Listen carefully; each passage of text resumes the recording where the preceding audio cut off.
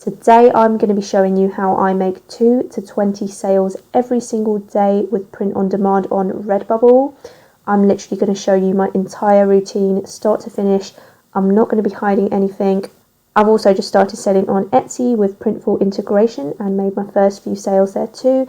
This video is going to be packed full of useful information, so if you're not already subscribed, I highly suggest you hit the subscribe button, turn on the notifications bell so you don't miss any of my videos, and give this video a like if it helped you. I also have Instagram and Twitter linked below where I post about my upcoming videos and respond to questions, so feel free to follow me there too. I'll be doing a Q&A video soon with some common questions that people have asked me on YouTube and Instagram, so stay tuned for that. Now on to today's video.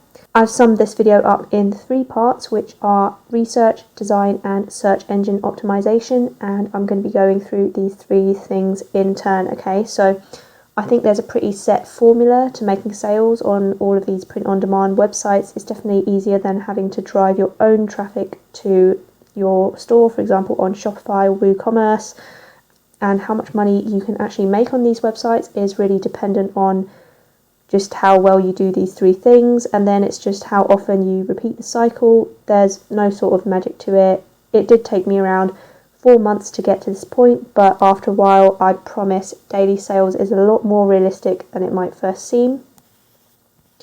So first of all is research, and how this works is that every print-on-demand site gives you space to write some tags, which are meant to be things that people search for, either on their site or in Google, which will then take them to the site and your listing.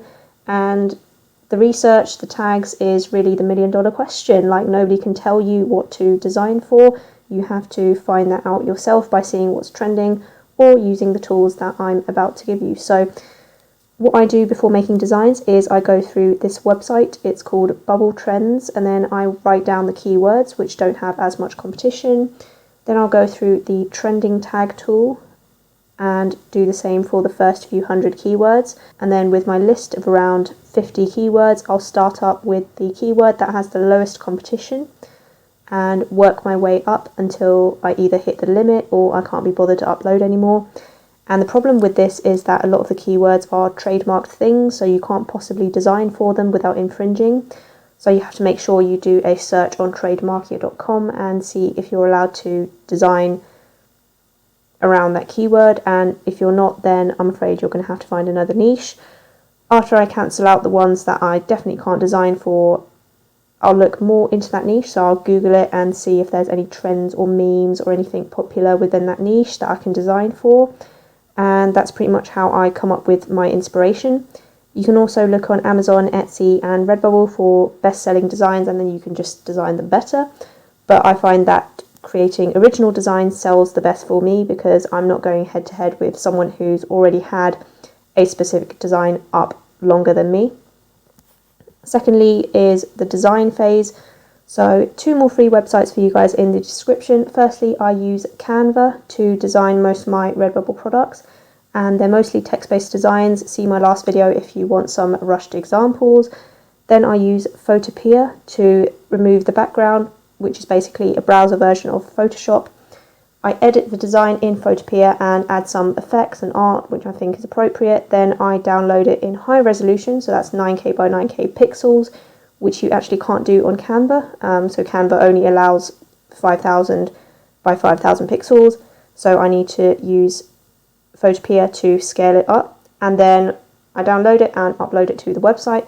So remember, if you're designing for other sites, they may have other dimension requirements, like Merch by Amazon has 4.5K by 5.4K pixel requirement for t-shirts and different sizes for other clothing, so make sure you read their policies.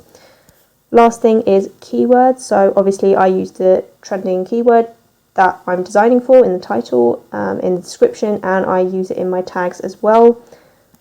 Only once in each place, so I'm not keyword stuffing. And then I go to this Redbubble tag generator made by Merch Titans.